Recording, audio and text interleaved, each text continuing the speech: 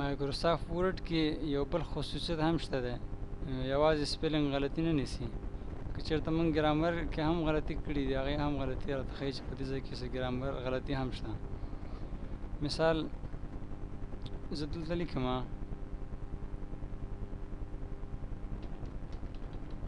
I love my افغانستان او بیا لیکم and the people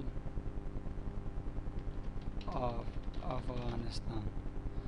ګورئ دلته ما ډاټ ورکړی دی نو ډاټ نه وروسته ای باید غټ شي. چې دا ای ورکوټی لیکم ګوره هلته انټر بټن وهم یو شین لین راغی.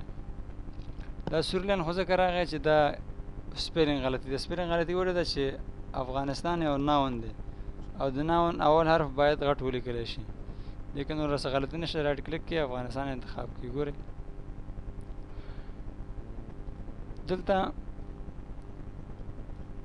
ګرامټیکل غلطي چې وګورئ تاسو شین لاین کله ورک شي کله پیدا شي.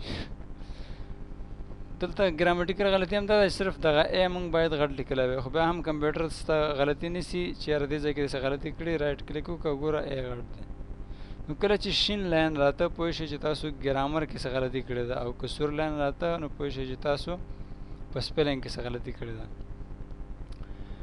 مایکروسافټ ورډ کې خو موږ مثال یو فایل ولیکه، که تاسو کول غواړئ چې بل یو نوی فایل باندې کار وکړئ نو فایل مینو ته راځئ، نیو بټن باندې کلیک کوئ، بلینک ډاکومنټ انتخاب کړئ.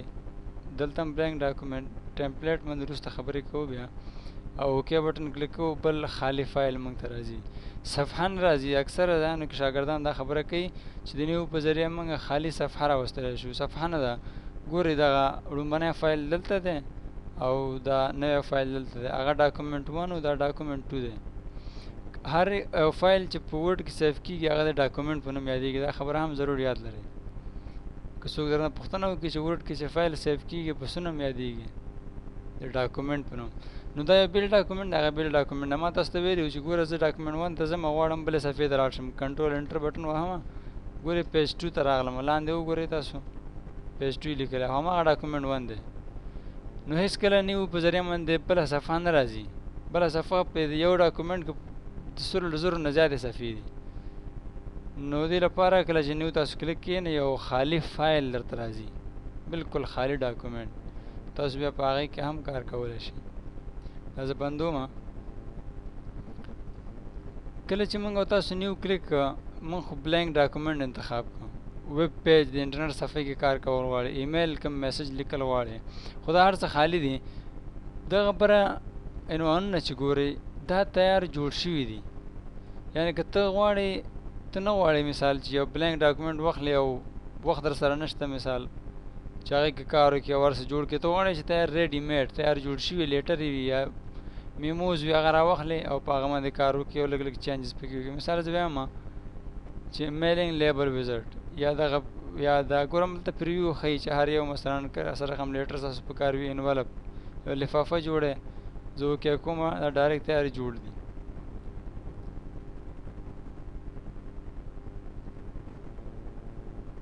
رانغی یو ځل بیا به ټرای کوو.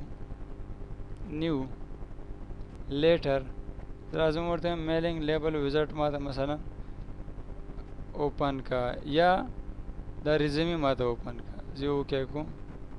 دا ګورئ ریزمی اوپن شول. هر څه لیکل شوي دي. ګوره دلته لیکلي هر ځای کې چې کلیک هیر ټو چې شی اینډ ټایپ یور اجکټیو خپل مثلا اجکټیو ولیکه. بل ځای کې مثلا معلومات درکړي دي هغه معلومات معمولي چینجز پکې کوي که ورسره تیار جوړ دي. خو موږ تاسو بیا بلینک ډاکومنټ ولې اخلو؟ ګورئ بخښنه غواړم نیو کلیک شو اوپن کلیک شو دا زه کلوز کوم وایي سیف کې نه. ګورئ نیو موږ د دې دپاره انتخابوو چې موږ هم د دې قابل جوړ شو چې په خپله دغسې یو ډیزاین جوړ کړی شو. که چېرته موږ تیار په جوړو ډیزاینونو کار وکړو نو بیا د ورډ زده کړې هېڅ فایده نشته. نو په دې خاطر موږ تاسو نیو کې بلینک انتخابوو چې موږ وکولی شو چې د دې قابل شو چې سره کم دا ډیزاینونه جوړ شوي همدغه رقم یو ډیزاین په خپله خوښه موږ جوړ کړو.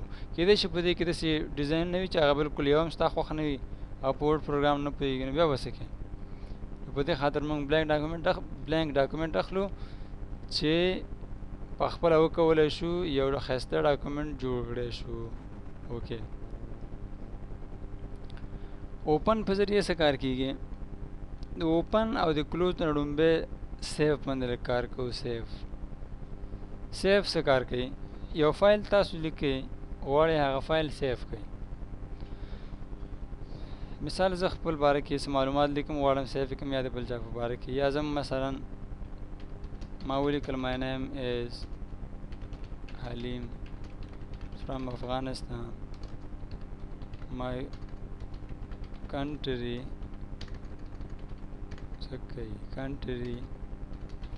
is located in the heart of Asia. دا لیکل ما وکړ چې غواړم سیف کړم. ګورئ افغانستان خو زه A ورکوټی دی، ایشیا هم زه A ورکوټی دی، حلیم باندې څه چل شوی دی؟ H ورکوټی دی. نه، حلیم انګلیش لفظ نه دی، نو په دې ورډ کې چې کومه ډکشنري ده په هغه کې دا چک کوي چې آیا حلیم شته، نو هغه چې کله چک کوي چې حلیم نه وي هغه هم غلط کوي چې یاره دا سپیل ته غلط لیکلی که څنګه چې اوس که موږ رایټ کلیک وګوره حریم هیلټ پس مطلب هغه انګلیش هغه لغتونه راته ښایي چې کوم انګلیش ډکشنري کې شته دی، نو حلیم موږ همداسې پرېږدو ورته اګنور معنا بس خیر ده، سوري لاین ته لرې کړه پرېږده، زه موافق یم همداسې صحیح دی، اګنور یې که دا به ختم شي. ښه راځو دغه فایل سیف کوو، فایل مینو ته راځو او بیا سیف بټن باندې کلیک کوو. سیف ته راځو، دلته نوم ورته ورکوو چې پرسونل انفو، دغه نوم ما ورته ورکړه، راځم سیف بټن کلیک کوم. دا معلومات ما سیف کړل. ډېر عادي خبره، یو فایل سیف کول ډېر اسانه دي که نه؟ امید دی یاد کړي ویم. ښه راځو اوس کلوز څه کار کوي؟ مثال یو فایل کې دې کار وکړو ستا چې څه مقصد هغه پوره شو غواړې بند یې کړي، راځو فایل کلوز، راځو دا ډومبنی فایل هم اوپن و دا هم کلوز کوو. سیف کوي یا نه نه سیف. اوس راځو اوپن ته. په سیف طریقه خو پوه شولې چې یو فایل ولیکئ، سیف بټن ووهئ، نوم ورته ورکړئ، سیف یې کړئ. اوپن څه کار کوي؟ اوپن راته بیرته هماغه سیف شوي فایلونه خلاصوي، بیرته یې کتلی شو. مثال ورځ، 2 ورځ پس، کال پس که چا ډیلیټ کړي نه وي تاسو کولی شئ خپل فایلونه وګورئ. زه اوپن بټن کلیک کوم، پرسونل انفو په نوم باندې فایل شته دی، په مای ډاکومنټ کې سیف شوی دی. د سیف په وخت کې تاسو دا ځای هم بدلولی شئ چې کوم بل ځای کې سیف کول غواړئ هغې باندې بیا کار کوو. پرسونل انفو ما انتخاب کړه ده، زه ورته اوپن بټن کلیک کوم، نو دا هماغه فایل ما ته اوپن شو چې څه ما مخکې لیکلي وو. اوپن تقریبا څو مختلفې طریقې لري، زه دا بیا بندوم او بیا د فایل مینو نه اوپن ته ځم. زه غواړم چې په دې فایل کې څوک چینجز ونه کړی شي، نو زه به بیا سره کوم دا اوپن کوم، یعنې دغه فایل زه اوپن کوم بل کس ورته کینوم، زه ځم ورته یم کې ته ګوتې وهه خو چې اصلي اوریجنل فایل خراب نشي، او یا ته چېرته ځي یو بل کس راځي ګوتې وهي ستا د اجازې نه بغیر، نو هغه به پکې سیف نشي کولی، چینجز چې کوم یو چینجز دې کړي هغه به پکې نه سیف کېږي. مثال سره کوم به کوو، پرسونل انفو به انتخاب کوو، دلته یو وړوکی آپشن دی ګورئ اوپن خوا کې ډراپ ډاون مینو ورته وایي، دا زه کلیک کوم، دا وګورئ دلته موږ تاسو ورته کلیک کوو اوپن ریډ اونلی، ساده خبره ده، خلاص یې که صرف یې ولوله. دا زه اوپن کوم، که تاسو پر ټایټل بار ته وګورئ پرسونل انفو ریډ اونلی هم لیکلي ورسره، دا د نورو کسانو استعمالونکي یا تا لپاره دا منشن کړي هم دي چې وروره دا فایل صرف د لوستلو دپاره دی، چینج پکې مه کوه، ویلوله خو چینج پکې مه کوه. یو کس راځي زورور دی وایي کوم کار پکې ګورئ، مثال چینج زه وکړه، یو بله فارموله راته ښیم، ایکول ولیکئ، RAND ولیکئ، قوس دو دانې ولیکئ، انټر یې کئ، تاسو ته خپله دا کویک براون فاکس مختلف څو ځلې تکرارا راځي. او که چېرته تاسو د ده نه هم زیات لیکل غواړئ، قوس هم چې ولیکه، قوس هم چې شروع کړه، په دې کې اندازه ورته انتخاب کړئ، نو اتیا ځلې 100 ځلې څومره چې ورته انتخاب کړئ هغومره ځلې ته تکراریږي. خو په دې فایل کې راځو خپل مقصد ته. په دغه فایل کې مثلا موږ چینجز وکړه، د کمپیوټر خبره مو نه منله، هغه راته ویل چې دا فایل ریډ اونلی دی، موږ ویل چې نه زه زورور یم، زه کار کوم پکې، راشه سیف ته پته به دې ولګي. سیف بټن کلیک کوو، ورته یو پرسونل انفو سیف کا، نو دلته راته ډنګ اواز راکړه چې this file is read only. بخښنه غواړم صاحب دا فایل صرف د لوستلو دپاره و، چینج دپاره نه و. ته نشي کولی په دې فایل کې چینجز وکړي. نو دا فایل اوس سیف کېږي نه، ګورئ ورته.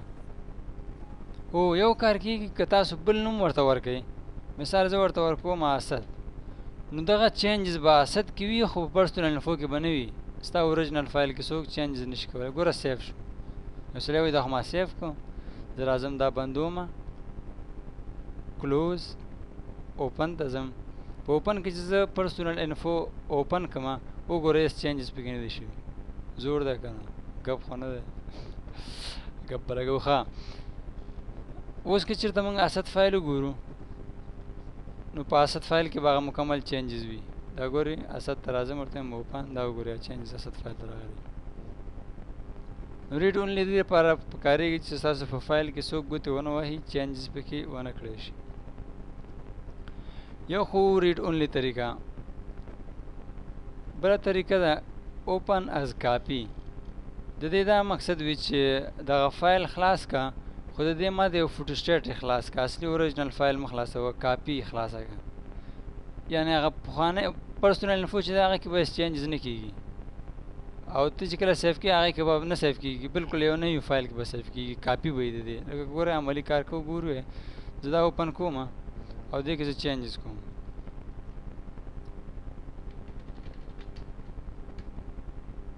افغانستان is a war hated country. ګوره بیا سپیل غلط شو، څه کوي. خرازو رایټ کلیک شاید داسې وي، نه داسې هم نه دی. hated څه وایي، ورکه hated country دی. اوس معنا ته وګورو چې معنا یې څه وایي.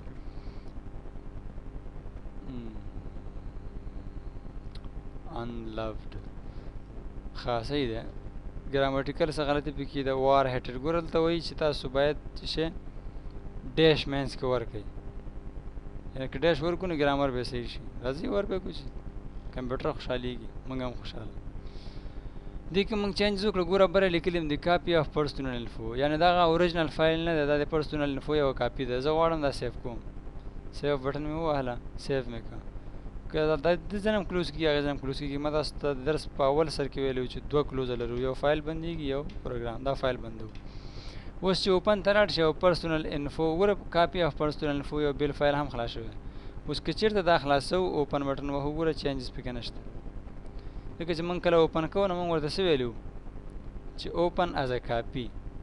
نو اوس دغه کاپي کې به چینجز وي او په هغه اصلي فایل کې به چینجز نه وي.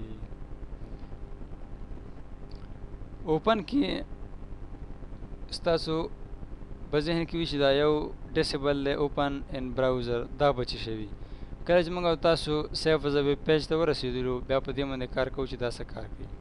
دا د سیف از ا ویب پیج سره لینک یعنې ارتباط لري.